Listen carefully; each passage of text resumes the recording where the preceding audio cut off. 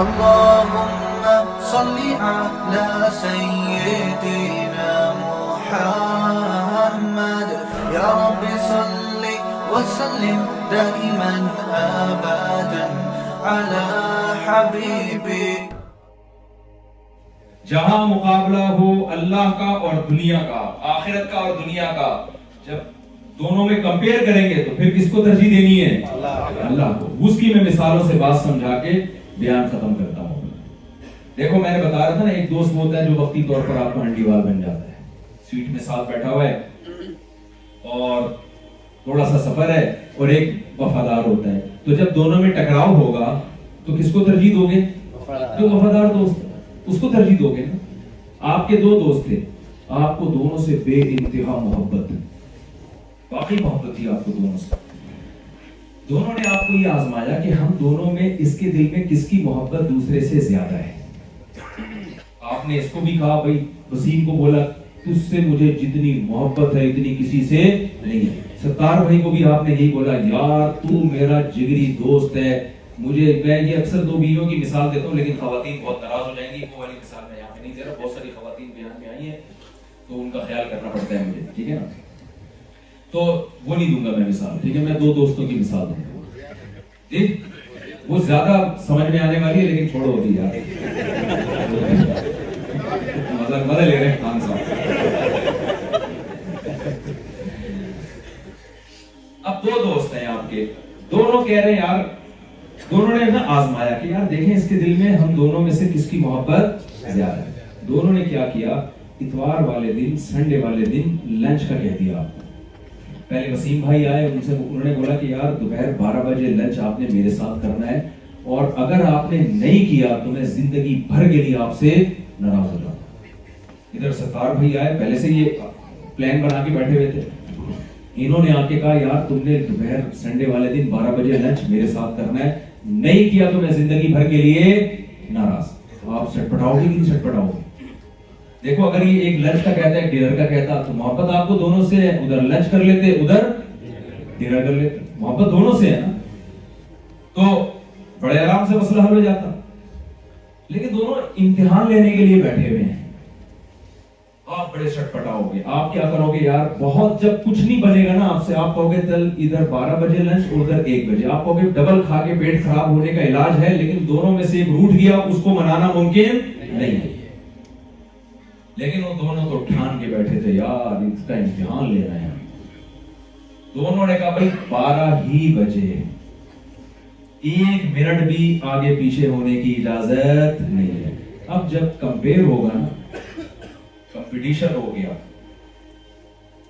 دونوں کی محبت میں تقابل ہو گیا، اس موقع پر آپ اس کو ترجیح دو گے جس کی محبت 0.00001% آپ کے دل میں زیادہ ہے. اللہ میاں نے ہمیں اجازت دی، حلال دنیا جتنی کما سکتے ہو کماؤ، ٹھیک ہے نا، کھاؤ پیو. قل من حرم زینت اللہ التي اخرج لعباده والطیبات من الرزق. اے نبی آپ ان سے کہہ دیجئے کون ہے جس نے ان پاکیزہ نعمتوں کو اور اس زینت کو میرے بندوں پہ حرام کر دیا؟ کون ہے؟ اللہ کہتے ہیں لاؤ نا. کون ہے جس نے ریبوں میں بیٹھنے کو حرام کیا؟ جو مفتی طارق مسعود پر اعتراض کرتا ہے کہ گاڑی میں چترال جا رہے ہیں، پیرس جا رہے ہیں، اٹلی جا رہے ہیں، کون ہے؟ اللہ کہہ رہے ہیں لاؤ نا مارکیٹ میں نے جب بنائی ہے تو جہاں مرضی جائے، اپنے خرچے پہ جا رہے ہیں نا، چوری کر کے تو نہیں جا رہے نا. تو اچھا اپنے خرچے پہ پھر ایک نیا اشتہار، اتنے پیسے آئے کہاں سے؟ یہ ہماری قوم ایک ایک کلپ نکالتی ہے اپنے خرچے. اچھا اب تو ہم سمجھتے تھے کسی نے اسپانسر کیا ہے، تو اور بڑا مسئلہ، اسپانسر کے خرچے پہ جا رہے ہیں. تو اسپانسر جانے میں جانوں آپ کو کیوں تکلیف ہو رہی ہے؟ اتنے اعتراضات، اتنی نیگیٹیوٹی. چوری کے پیسے الحمدللہ نہیں ہے، نہ چندے کے پیسے ہیں، نہ چوری کے ہیں نہ چندے کے، حلال ہیں.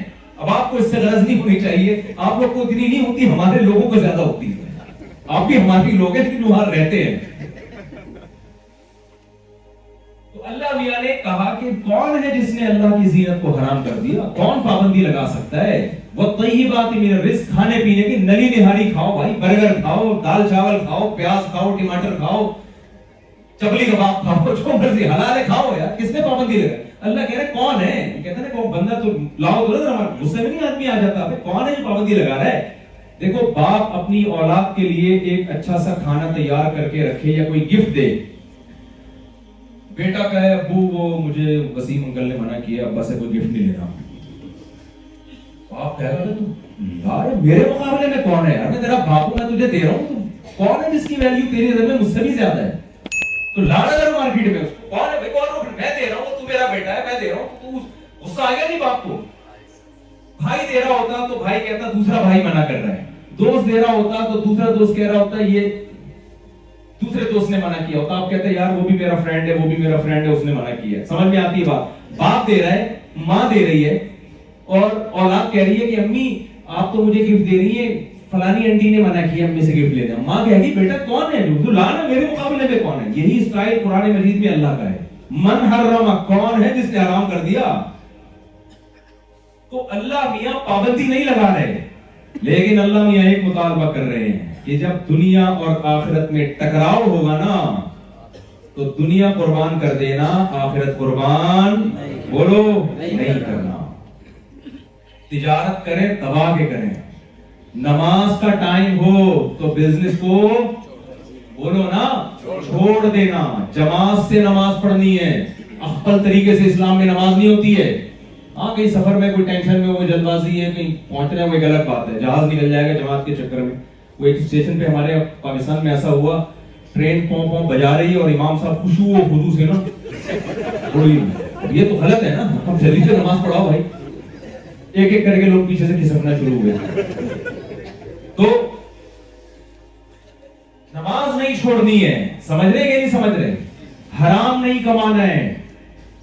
آپ اپنے کلائنٹ کو جھوٹ بول کے مال بیچ سکتے ہو, اس میں زیادہ بکے گا. سچ بولو گے تو آپ کا پروفٹ کم ہوگا. یہاں دنیا اور آخرت آپس میں ٹکرا رہی ہے, آپ نے سچ بولنا ہے, کم کمانا ہے.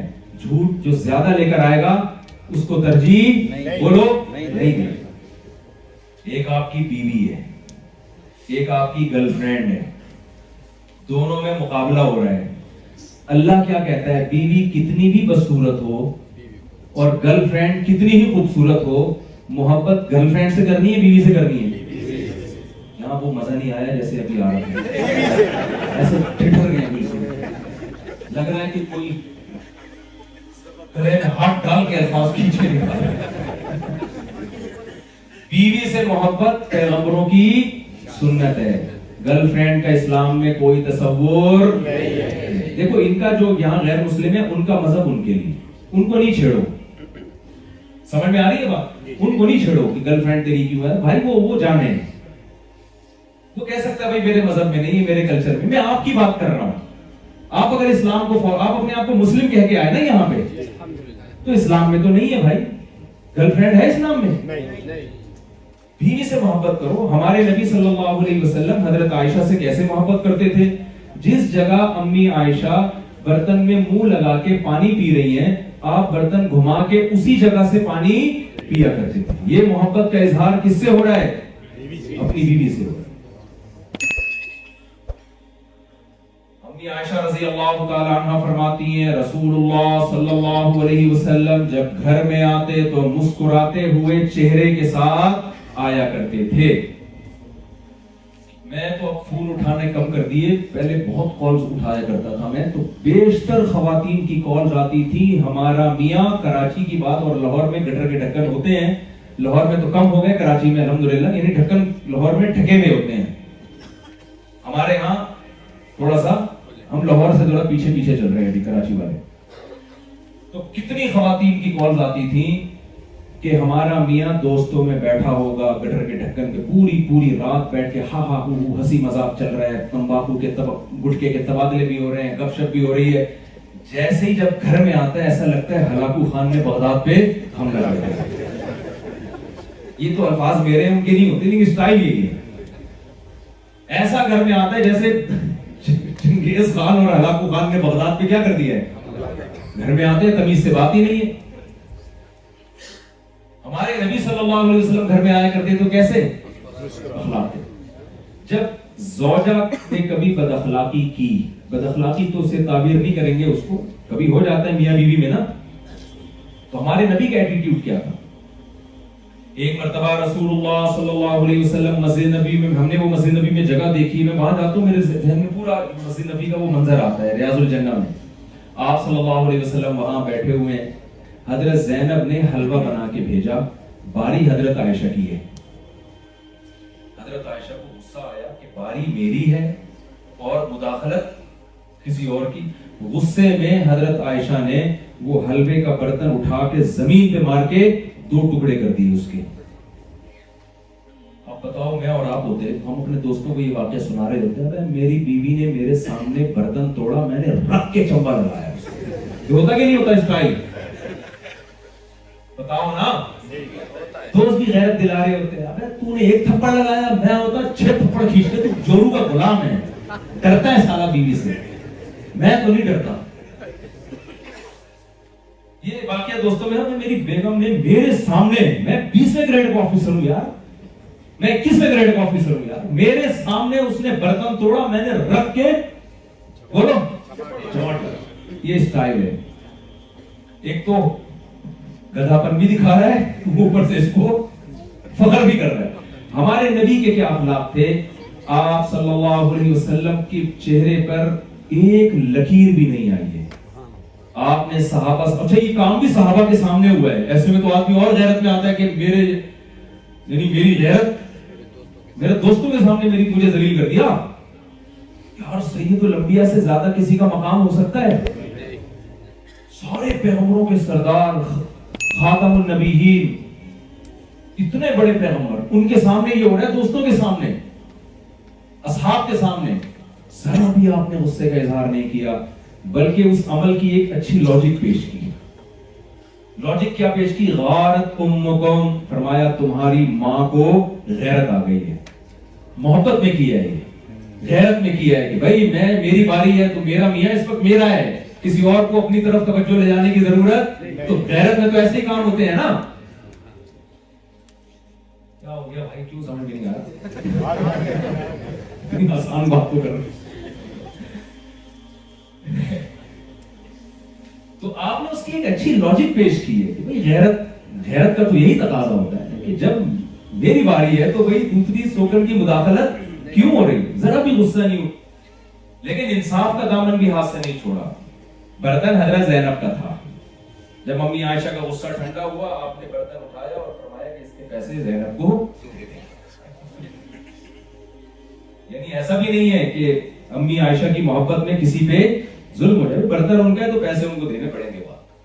یہ اخلاق ہمارے نبی صلی اللہ علیہ وسلم کے تھے، جو مارکیٹ میں کیا چل رہے ہیں؟ شارٹ چل رہے ہیں. اور خوب سمجھ لو، اللہ کی نظر میں جیسے دنیا میں مارکیٹ میں جو چیز شارٹ ہوتی ہے، ویلیو اسی کی زیادہ. ہمیں یار بہت دفعہ ایسا ہوا نا، چینی مارکیٹ سے شارٹ ہوئی ہے تو کتنی مہنگی ملتی تھی چینی، پھر کتنی مہنگی ملتی تھی نا. تو جو چیز شارٹ ہوگی ویلیو اسی کی بڑھے گی. تو اخلاق مارکیٹ میں کیا چل رہے ہیں؟ شارٹ چل رہے ہیں. اور میں جو اتنے اچھے اخلاق کی بات کر رہا ہوں، میں اپنے لیے بھی کر رہا ہوں. مثلا میرے گھر والے سن رہے ہوں، اصل میں یوٹیوب میں میرے گھر والے بھی سن رہے تو بولے یار وہاں تو کوئی اور اسٹائل ہے، وہاں تو ایسا لگ رہا ہے اس سے اچھا میاں مارکیٹ میں ہے ہی نہیں. تو بھائی ہم بھی یار یہی گوشت کھاتے ہیں جو روٹیاں کھاتے ہیں، ہم بھی آڑے دن سے چلتے رہتے ہیں. لیکن آدمی بات تو اچھی کرے نا. مجھ اپنے لیے بھی کر رہا ہوں تاکہ اللہ میرے بھی اچھے اخلاق کر دے، ہمارے بھی اللہ اچھے اخلاق کر دے. تو میں تو سیکھنے کے لیے، میں تو کبھی دعویٰ میں نے کیا ہی نہیں ہے. لہٰذا میں گھر والوں اگر تو سن بھی رہے ہیں تو بھائی ہم تو سیکھنے کے لیے کر رہے ہیں بات. تو تبلیغ والے کہتے ہیں نا، سیکھتے سیکھتے ہی، جو کہہ رہے ہیں بھائی ہم سب سیکھنے والے ہیں. جب انسان یہ فرض کر لیتا ہے نا ہم سب سیکھنے والے ہیں، تو پھر کوئی مسئلہ ہی نہیں ہے. تو اللہ جب دنیا اور آخرت میں ٹکراؤ ہوگا، ہم نے ترجیح کس کو دینا ہے میرے بھائی؟ تو اللہ زنا کی اجازت نہیں دیتا. جو محبت گرل فرینڈ سے کرنی تھی وہ ساری کس سے کرو؟ بیوی سے. اور جب دماغ میں شیطان بستے سے ڈالا کرے نا کہ یار یہ اتنی ساری تتلیاں مارکیٹ میں گھوم رہی ہیں، اپنی والی کو دیکھو، ان کو دیکھو کیسی ہیں وہ، یہ اتنی پتہ نہیں کیا آ گئی. تو ہمارے حضرت ایک بات فرمایا کرتے تھے کہ شکر کا جذبہ جبھی پیدا ہوگا جب انسان یہ سمجھے کہ اللہ نے میرے لیے جس کا انتخاب کیا، اللہ کے علم میں میرے لیے اس سے زیادہ بہتر کوئی تھا ہی نہیں. وہ ہے جتنی بھی حسینہ ہے میرے لیے نہیں ہے. بھائی میرے لیے کون ہے؟ دیکھو آپ کے باپ اور آپ کی ماں، आपके लिए सबसे ज्यादा मोहसिन आपके माँ बाप हैं या नहीं है? बास नौजवान मेरे पास आते हैं, कहते हैं यार फलाने के अब्बा ने अपने बच्चे के लिए ये किया, फलाने की अम्मा ने अपने बच्चे के लिए, मेरा अब्बा तो गरीब ना मेरे लिए। पंजाबी में कहते हैं ऐसा अब्बा, अब्बा कहां से लपा कहते हैं पंजाबी। उनको ये होता है कि यार ये क्या हो रहा है। तो मैं उनसे कहता हूं देखो ये सोच लिया करो कि मेरे जो फादर है ना, मेरे जो बाप है, अल्लाह के इल्म में इससे बेहतर शख्स मेरे लिए कोई नहीं है। वो दूसरे का होगा उसके लिए होगा, मेरे लिए सबसे बेहतर कौन है? ये जो माँ है ना मेरी, मेरे लिए सबसे बेहतर। अल्लाह ने जो कहा ना वला तकुल लहुमा उफ्फिन, माँ बाप के सामने उफ नहीं करना, ये दूसरे के अम्मा अब्बा के बारे में नहीं कहा। उसके अम्मा अब्बा उसके औलाद के लिए जितने भी अच्छे हों, उफ बोलने पर आपको पाबंदी है कि आप अपने बाप और माँ के सामने उफ नहीं बोल सकते। तो अल्लाह ने हमारे लिए दूसरे के अब्बा अम्मा के नहीं, हमें हमारे लिए हमारे अब्बा अम्मा के हुकूक बयान किए हैं। समझते हो? दूसरों की बीवियों के हमारे लिए हुकूक नहीं, हमारे लिए अपनी बीवियों के हुकूक है। मैं अक्सर एयर होस्टेस के अखलाक की मिसाल देता हूं। एयर होस्टेस के अखलाक कितने अच्छे होते हैं, बटन दबाओ फौरन आती है कि नहीं आती है। ये एयर होस्टेसों ने भी मेरे बयान सुने, मुझे बता रही होती है एयरपोर्ट पे, क्या बात बिल्कुल ठीक किया आपने, बटन दबाओ फौरन आ जाएगी और थैंक यू से बात शुरू करेगी, थैंक यू पे बात खत्म करेगी। यही एयर होस्टेस जब इसके अब्बा बुलाएंगे बटन पे पांव रख के खड़े हो जाएंगे, आएगी? बहुत सी आती है जो बयान सुन रही है, उनके अलावा की बात कर रहा हूं। तो भाई सबसे पहले कौन है? अब्बा अम्मा, इनका हक। और आपके अब्बा, वसीम भाई के अब्बा नहीं, आपके लिए सबसे काबिल एहतराम कौन है? आपका अब्बा। आपके लिए सबसे काबिल एहतराम कौन है? आपकी मां। हमेशा इंसान उल्टा सोच रहा होता है, अपने अब्बा को वसीम भाई के अब्बा से कंपेयर कर रहा है, अपनी अम्मा को फलाने की अम्मा से, अपनी बीवी को फलाने की बीवी से, यार उसकी बीवी तो इतनी अच्छी है, मेरी वाली क्या मिल गई। तो भाई ये जब सोचोगे तो कभी भी शुक्र की तौफीक नहीं मिलेगी, कभी भी शरीयत पर अमल नहीं कर सकते। जो अल्लाह ने दुनिया दे दी, आप ये फर्ज कर लो कि अल्लाह के इल्म में मेरे लिए इससे ज्यादा बेहतर कोई भी नहीं। तो दुनिया और आखिरत में जहां टकराव होगा मेरे भाई, तरजीह किसको देनी है? आखिरत को। ये अल्लाह का हमसे मुतालबा है। अच्छा, मुफ्ती तारिक मसूद साहब के बयानात सुनने के लिए youtube.com/मुफ्ती तारिक मसूद को सब्सक्राइब करें। और अगर आप लाइव वीडियो को कभी भी मिस नहीं करना चाहते हैं तो सब्सक्राइब करने के बाद बेल आइकन पर क्लिक करना मत भूलें। जज़ाकल्लाह।